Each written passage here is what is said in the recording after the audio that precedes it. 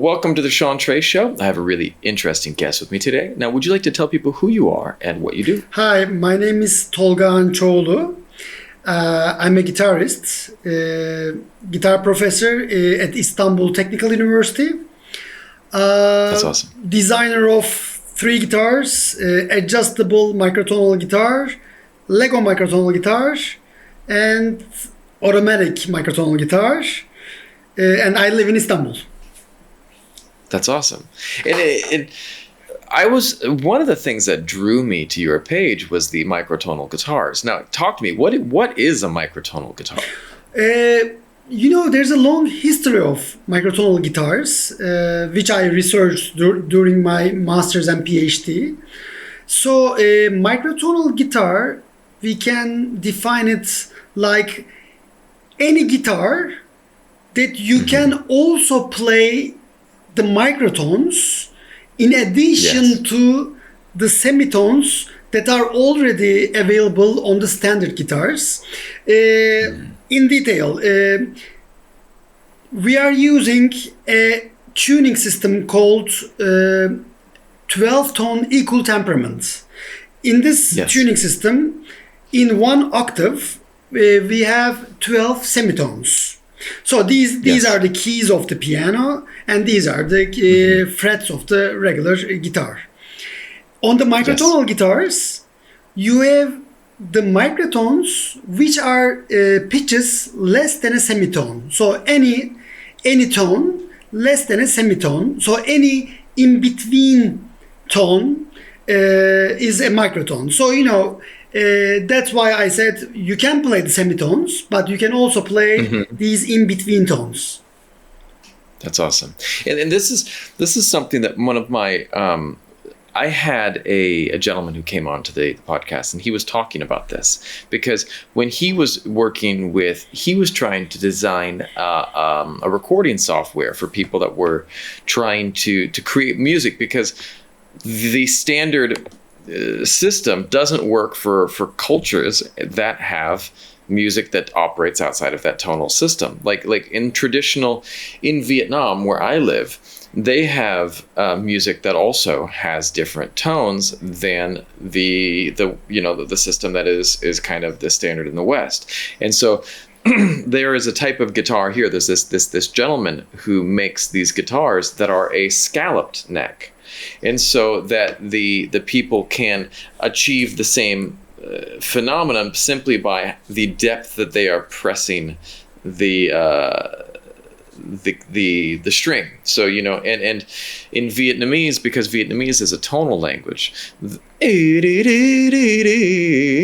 like there's like all these fluctuations in the vocal, because if I say tôi muốn đi, tôi muốn đi, it's like there's different tones for the language, and that has to come in when they sing.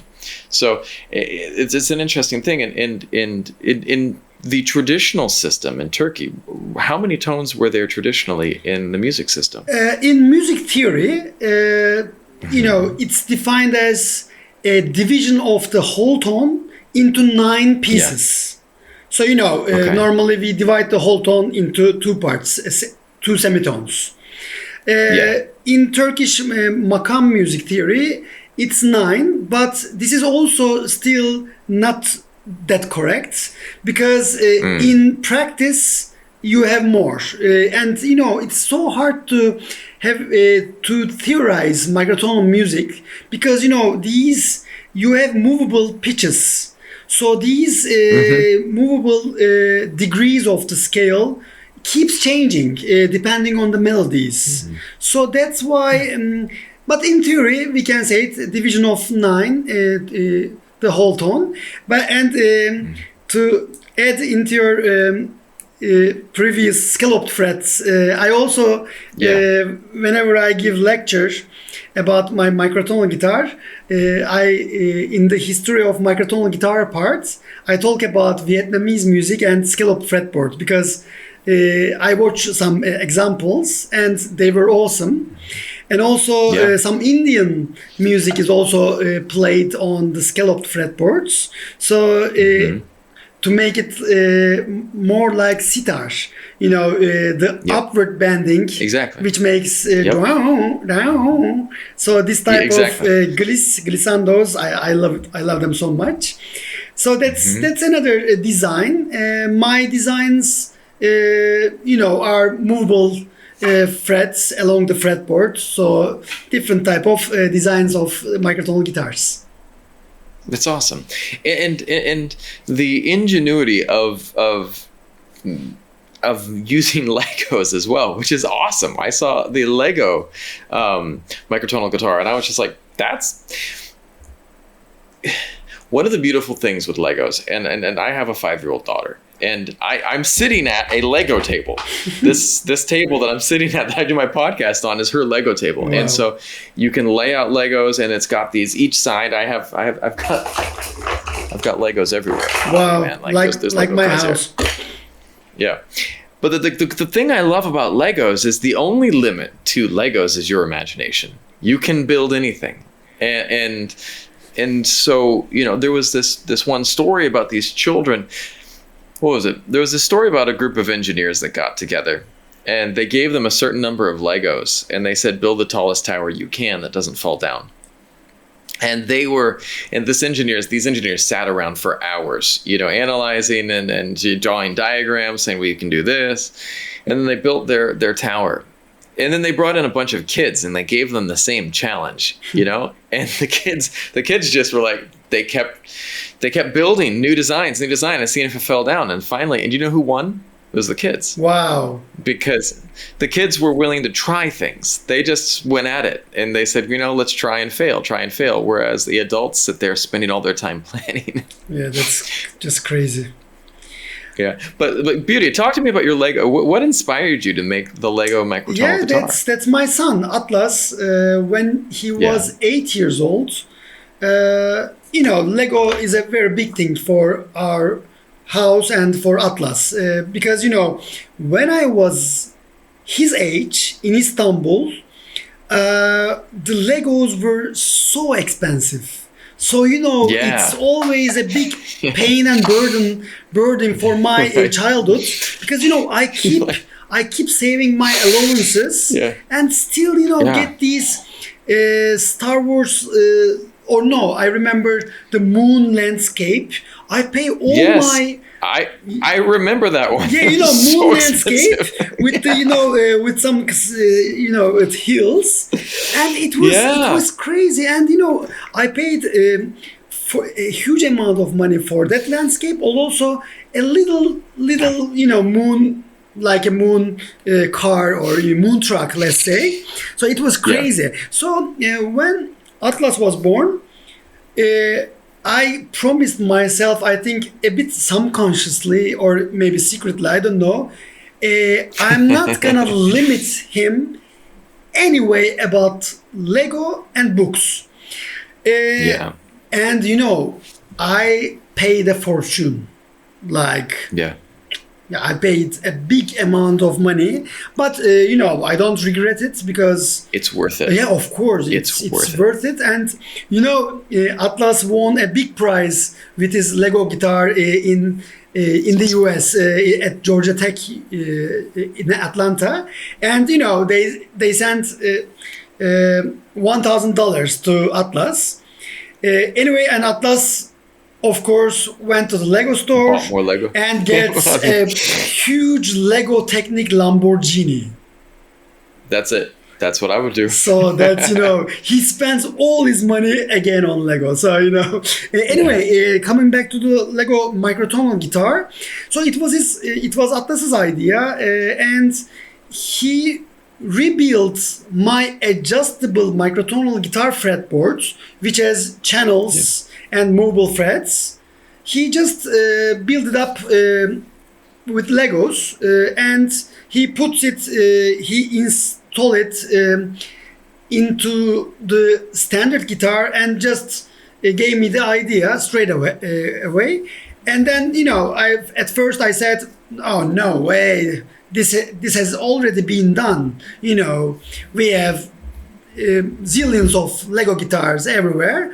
Then, but it was great. We didn't give up, and we just look up on YouTube, and then the light bulb comes to both of us, because the fretboards with the Legos you can see nowhere, because no one has an issue about playing microtonal music, movable frets, or even teaching music theory with the change of Lego frets. No one no one went into that trouble, because it's a big it's not that easy, of course, to design it.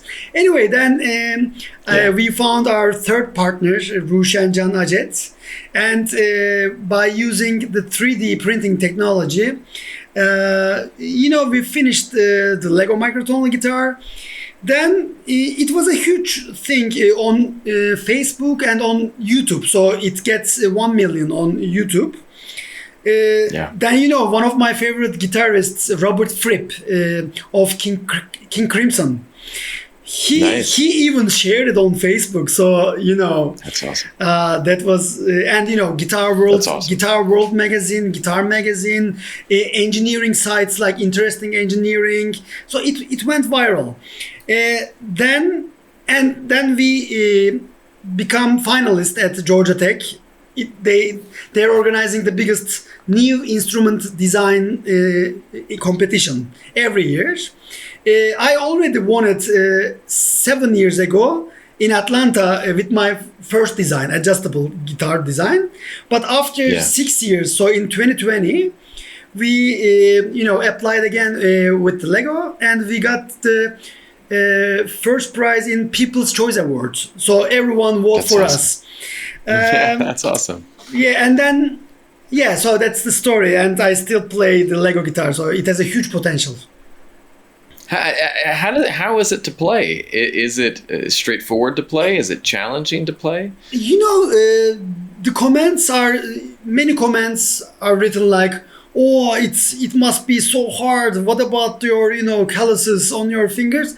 And it's easy. They don't play guitar. It's easy. Yeah, they don't understand. You get calluses just with a regular guitar. That's straightforward. Of course, and it's like playing standard guitar. Atlas plays it, no problem. Atlas is now 10 years old, and my students at the conservatory, where we have middle school, so we get students when they're 11, 12. And they have no difficulty, so it's okay. The only thing that you cannot do is bending. So bending is not possible because of the individual frets. But on the classical guitar, we don't bend, so it's not an issue for the classical guitars. Yeah, well, that's really interesting. Now I want to take it back then. Like, how did you get started in music? How did you find music? When I was 12.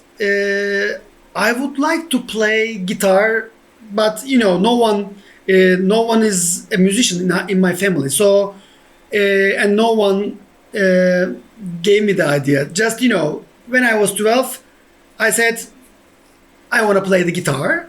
That's awesome. That's because of I think the heavy metal bands that I started listening to in Istanbul during the early 90s. So basically Iron Maiden, Metallica, and Guns N' Roses. Nice. Because the first big stadium concert in Istanbul was Metallica in 1993, and that's awesome. It was a big thing for my generation. So we with a 10 or 15 friend group, we went to the concert, in the early morning. So it was awesome. Yeah. And then after Metallica, Guns N' Roses came, and it was the peak of Guns N' Roses. Early mid '90s Guns N' Roses, man. That's peak Guns N' Roses. Yeah, that's the Use Your Illusion 1 and 2. That period, and the Metallica Black Album period, and of course Nevermind, Nirvana. So that's a few months apart. So I think that was my main motivation. So my main motivation was not to play the microtonal Turkish folk or traditional music.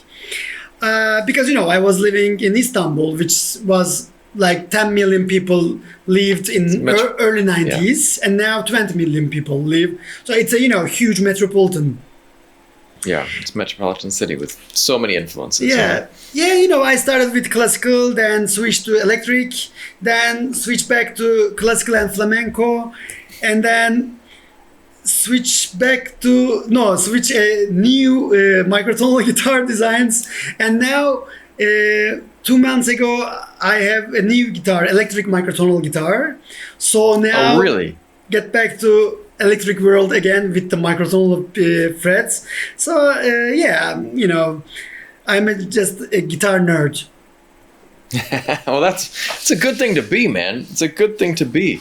Now, are you designing everything yourself, or no. You know, I'm not a luthier, so you're the luthier, okay. But because I'm an academic, and because this is my research area during my master's and PhD, I know all the designs really well. So I know the right direction towards improving the history of microtonal guitars. So I Nice. see the flows, and so my first design was the improvements in the history of movable fretted guitars, because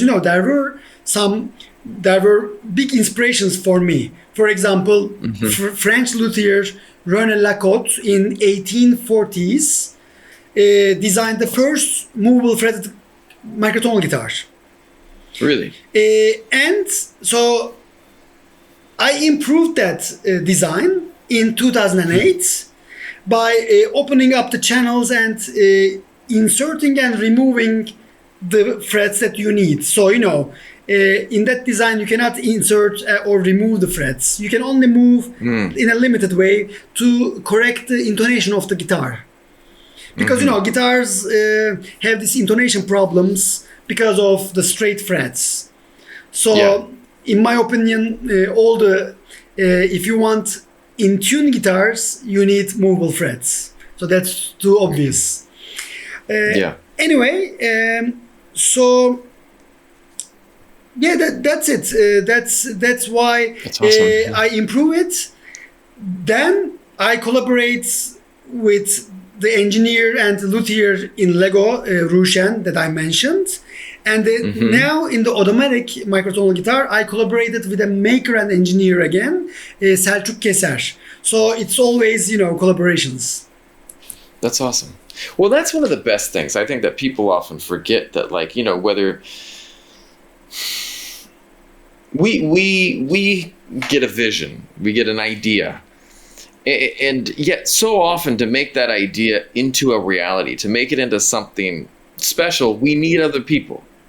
We need people that can help us take a vision to a reality. And so whether that be a song that you have, I love guitar, but I am not a great guitarist.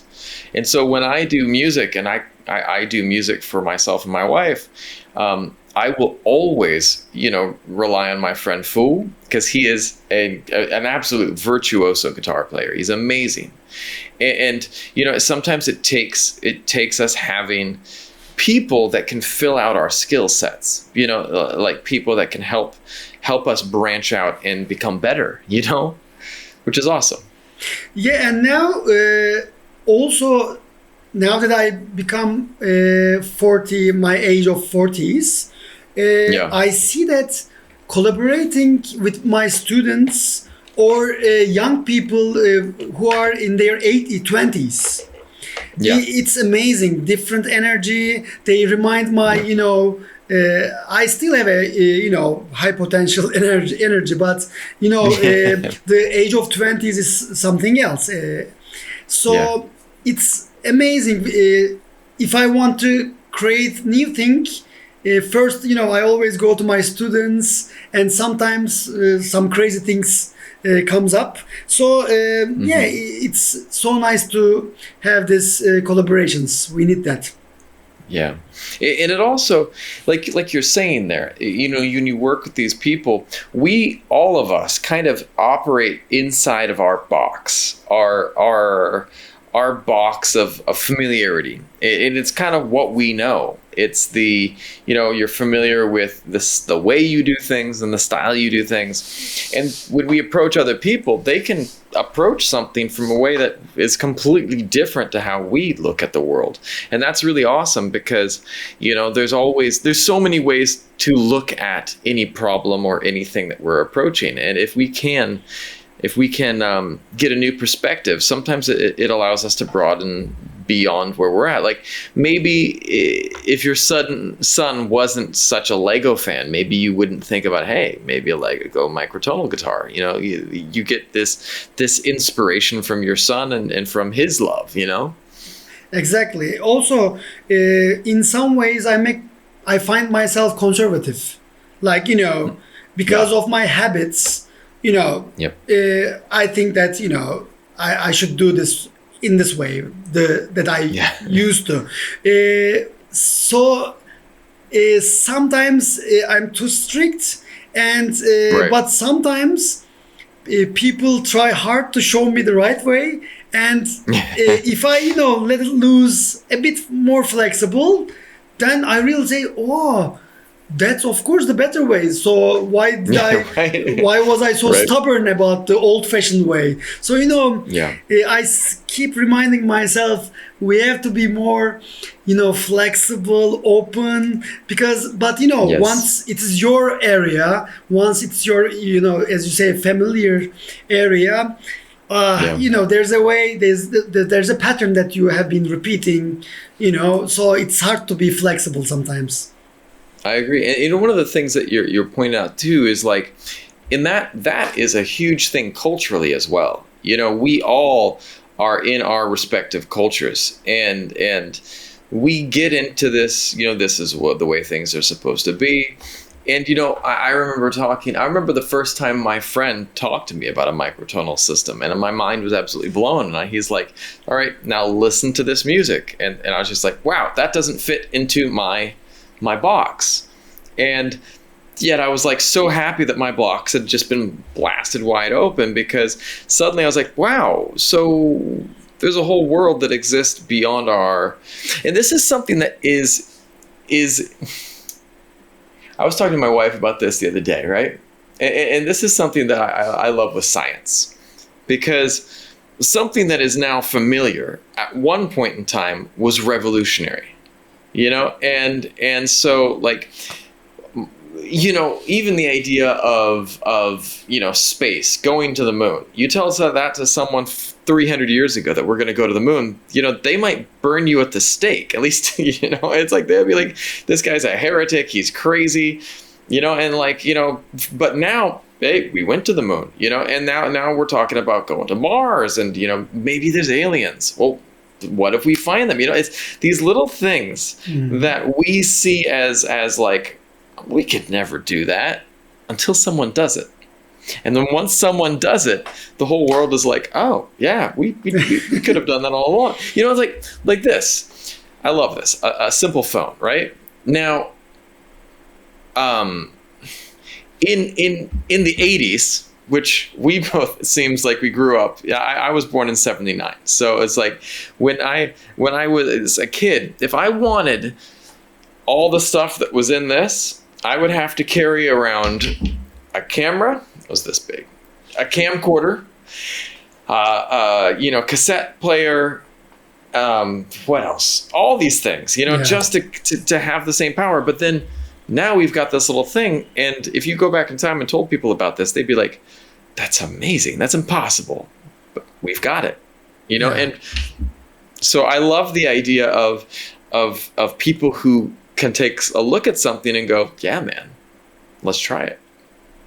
Yes, and also I find the future of music, because music is my favorite art type. I cannot live without music. So it's my there is movies, music, sculpture, painting, but among those, music is my thing. Like at the Yeah, top I for hear me. you. Without Yep. music, I cannot, survive. Anyway, Yeah. so I also see in the last, let's say, in the last 10 or 20 years, in the millennium, like the 12 tones, the music keeps repeating, keeps repeating. Yeah. What I mean is, when you think about, for example, Bach, Beethoven, Mozart, Yeah. Stravinsky, Schubert. This is the classical side. Yeah. Or let's think about Beatles, Pink Floyd, Led Zeppelin, Yes, King Crimson, the rock side. Or Yeah. jazz, Miles Davis, Duke Ellington, all the others on that side. Or even pop like Michael Jackson, Madonna, the many people. When and of course 90s is something else, Nirvana, and also Yeah. some other one. But what I'm trying to say is, now whenever I listen to new music, new popular music or new classical music, it doesn't matter. I say, this is okay, this is cool. This is a little bit Led Zeppelin, a little bit Miles Davis trumpets, and Yep. a little bit contrapunto of Bach. So, it's imitations or, influences, whatever. So, what I'm trying to say is, I think there is maybe nothing left if you know all the history of music with including popular, classical, whatever, traditional. So there's no room left for new musicians or the musicians like us to create. But when you have unlimited pitches in an octave, here we go. Maybe there's some pathway like out. So, and now I'm so happy with, for example, there's an Australian rock band called King Gizzard and the Lizard Wizards. That's They awesome. they have 3 albums that we can say that it's microtonal rock. That's awesome. And it's something brand new. So I believe this microtonality might also be a big thing for the future of music, but it's already a big thing now. So it's getting bigger day after day. And one of the things too is like I was talking to my wife about how things hit this, like, we would say in English, like a critical mass. Like you hit this certain point where it's starting, and you hit this point, and then it just, And one of the things too that, like, I've talked about this in my podcast before, like, people would talk about what are the things destroying music. Throughout history, people would list, like, what's destroying music. And it was always like the new instrument. And they're like, in 1765, the thing destroying music, the violin, the piano. And they're like, because they were new at that time. And when these instruments were introduced, when the saxophone first was introduced, people were like, it's such a horrible sound. It's just, and those early people who started playing it, from where they were at to like where like Kenny G was at, you know what I mean? Or one of any of the other great saxophone players. It was rudimentary, at the beginning, but yet it then evolved into this thing that could be absolutely, manipulated into these amazing ways. But it took time, it took development, and it took an openness of people to say, yeah, this has potential to be something that's really special. And yet they still were operating on that traditional music system. Whereas when we introduced these new tones, there's so much to do. There's so much the room to play. So much room to play. Exactly. Which, getting back to the Lego, is what it's all about. People should be willing to play, to try new things, Sure. Try new old things. When you have a Lego microtonal guitar, you can take off all your frets and you have a fretless guitar. So then you can insert any tones. You can play, if you want to play pop or Bach, you can do it with inserting the tones that you need. But then if you want to play Turkish music or Vietnamese music, you can change the locations and try for more tones that you are not used to. One of my videos is being watched more than 12 million on YouTube. That's and awesome. There are more than 10,000 comments. And maybe half of the comments are like just you said, what is this? This is when, a new instrument comes up. So half of the comments are, this guitar is an out of tune guitar, it's bullshit. So, but the other half is, oh, maybe we are not used to these tones. And after listening to, a few times, I love it. So, half of it are criticizing also themselves, and then very positive feedbacks, but half of them are really lynching myself, like it's so demotivating. Well, one of the things too is like, and this is again coming back to the boxes that we're in. I remember when I grew up in California, and we eat lots of avocado. We eat avocado and guacamole. And so avocado in California is eaten as a savory, salty dish. You always add salt and seasoning of that sort to avocado. In Asia, specifically Vietnam, avocado is a sweet dish, and they add it to sugar, and so they serve it as like a dessert. And I remember when I first came to Vietnam and someone was like, you want some avocado? I was like, yes, I do. I've been wanting some guacamole, and someone handed me this avocado with sugar and sweetened milk in it. And I was like, what did you do to this? Why would you do that? And because to me, with how I was brought up with avocado, it was a savory dish. And as I was suddenly thrown into the sweet category, and I was like, this is not right. Everything in my soul says this is not right. But then that's actually not bad. A couple times later, like, well, that's delicious. But in the beginning, it took this, and it wasn't that I wasn't able to, I simply wrote it off because it wasn't what I was used to. And I think that is the reaction that so many people will have, is this is not what I know. I hate it. Did you take the time to listen? And so you're right. Like, people go at it a couple times. The best example of this from film? The Big Lebowski, the Coen brothers movie. So many people watch The Big Lebowski for the first time and like, what the hell is this, man? This is the weirdest movie. But then most of the people I know who watched The Big Lebowski didn't get it the first time. The first time they're just like, what is this? But then the second, third time, like, this is the best movie ever, man. I love this movie, But it takes time because it's not what you're expecting. It's not No Country for Old Men. It's not like the other Coen brothers movies. It's a different vein. It's a different energy. Yeah, exactly.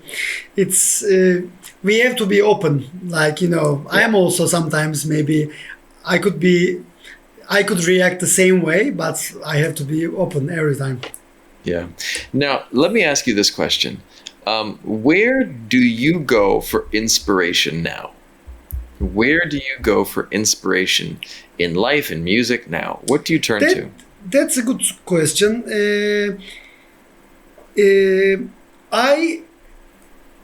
It's for me easy to get inspired. So, I love that. I never have time, like a depressed time. When I look at my life, I never have lack of inspiration. But from where, back to your question, biggest inspiration comes from novels. I'm a big novel fan.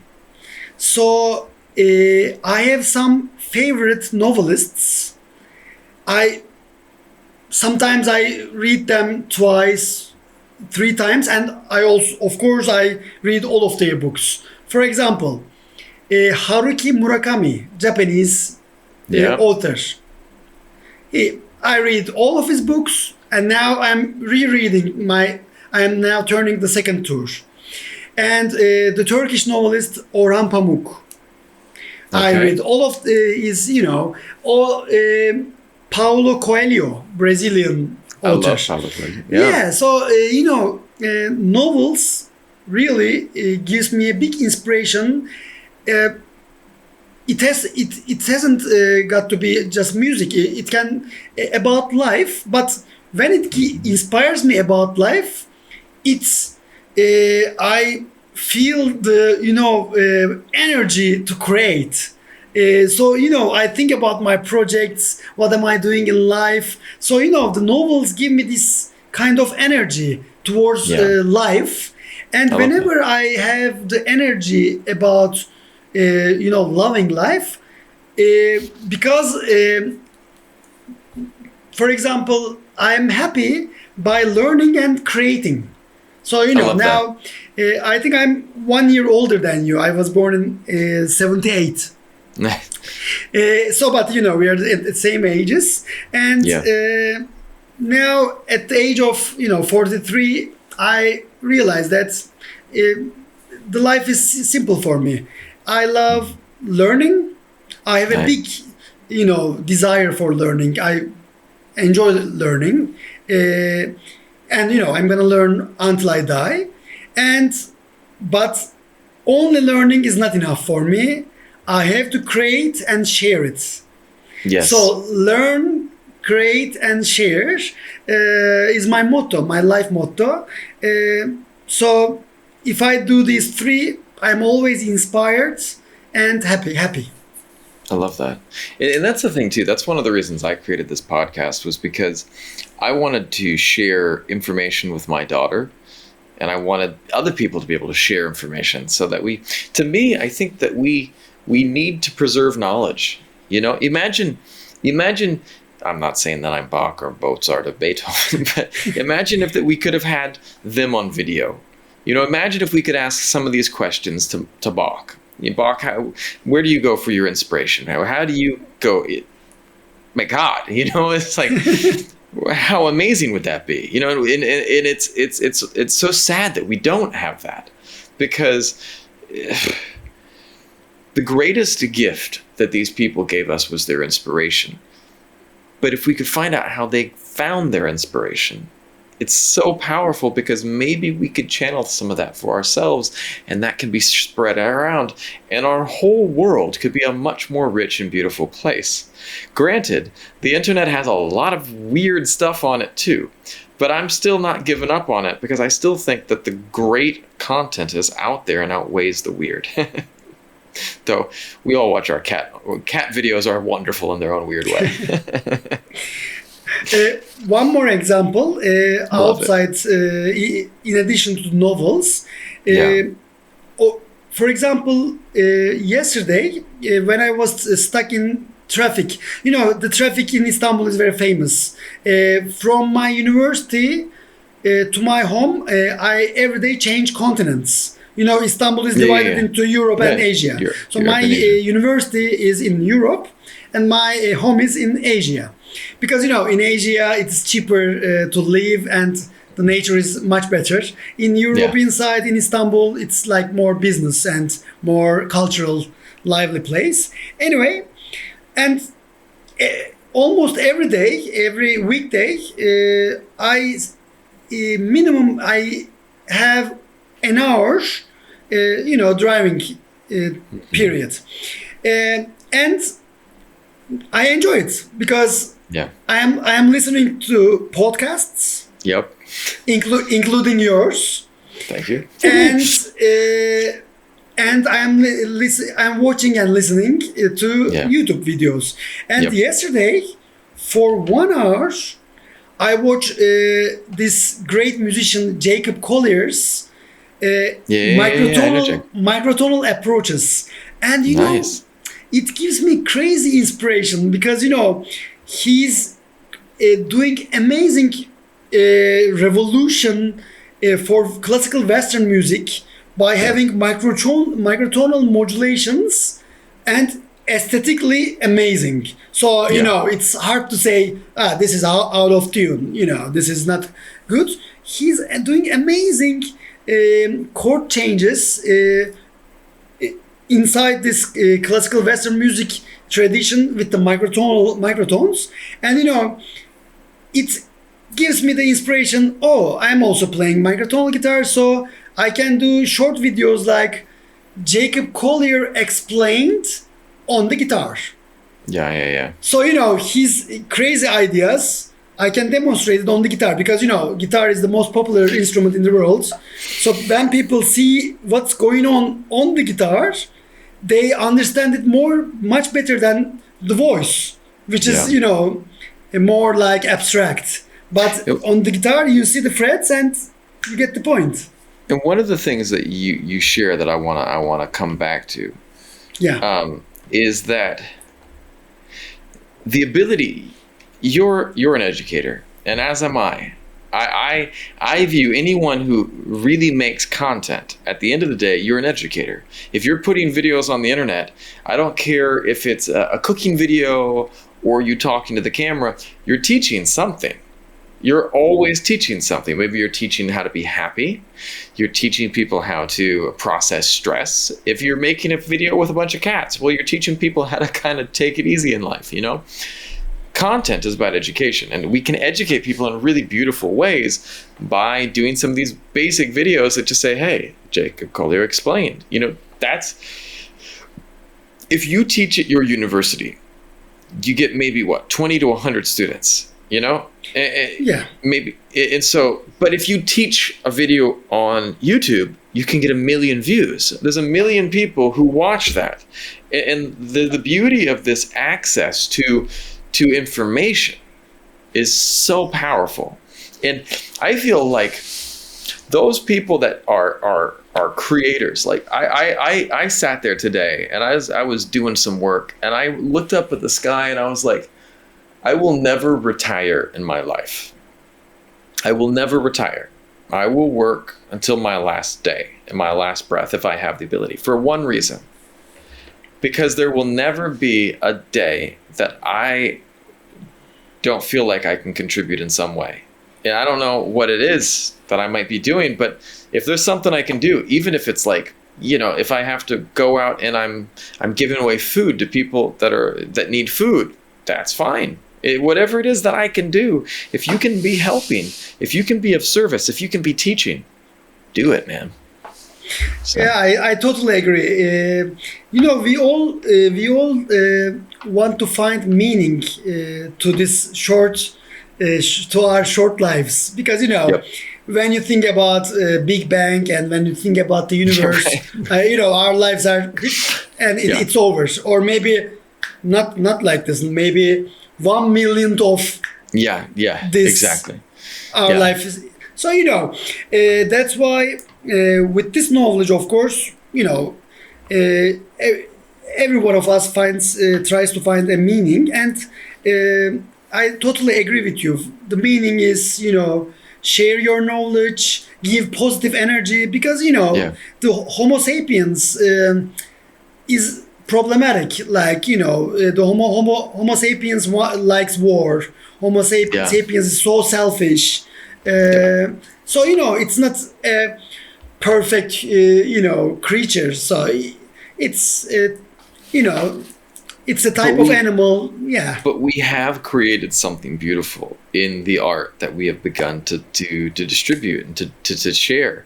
That, and I try to talk to people about that. If you look at what separates humans from the apes, there's a couple of things. One, we have different levels of rational processing, but you look at some of the gorilla that learned sign language, it had it as well. But the thing that we have that really separates us from the great apes is art. The arts. Mankind, those early humans that stood in caves and said, I'm going to paint this. The early tribes, tribal people around the world that started trying to tell stories, trying to tell the culture's memories through song. These were the beginnings of something so much greater for mankind. And we have the duty to share that, to continue the beauty that is that, Exactly. There was the story of the Library of Alexandria, this place that was this ancient receptacle of knowledge. that was lost. And mankind, I hope, will never have another point in time where all of our knowledge is in a space that could be lost, because hopefully we can digitize it, send it out to the stars if we have to. I don't trust ourselves. Right. So, just think about the world wars, first one and the second one. And now, we are discussing, is Russia gonna attack Ukraine, and then what would happen? Will there be a world war if this happens, that happens? Now the possibilities keeps increasing. Maybe we don't see, but our children might see it. So when you think about the possibility, if you talk about the possibility, then it's very scary. So we will see. Yeah, but again, coming back to that, like we were talking about, and I think that's one of the things that music does well, is these things are scary, but if we can process them with our music, our film, our other medium of artistic expression and stories, maybe we can start processing some of it, maybe hopefully possibly head off some of those horrible outcomes, I hope. I agree. Yes. Now, if you could go back in time to a younger version of yourself, what advice would you give yourself? The first thing that I would say, keep up the keep up the good work. I like that. So because I've been hard worker. That's my motto. I believe that I don't believe talent so much. I believe hard working. I'm with you. So that's why, and when I realized this, when I was 17, I realized this somehow, I don't know, I don't remember. So from 17 on, I just worked hard toward what I love. Yeah. And I achieved what I love. So after 17, I would say, keep up the good work. I love that. And if I go before 17, I will remind myself that, if you work hard, you can achieve whatever you want in this life. If you want to be rich, you can be rich. If you want to be worldwide known musician, you can work hard and you can approach that.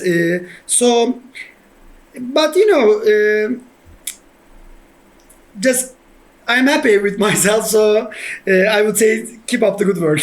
I love that. Now, if you had Aladdin's lamp, the genie in the bottle, what would you wish for? Oh, so you have so difficult questions for the finale. At the end. Yes, that's crazy. So do I have 3 wishes? Sure, you have 3 wishes. Because, Aladdin It's traditional. Yeah, 3 wishes. Let me see.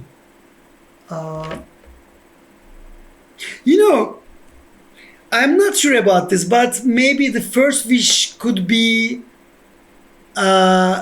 immortality. I love that.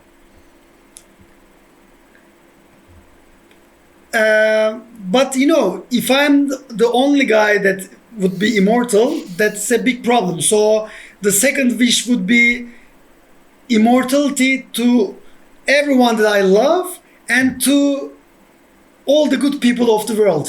I like that. I love that.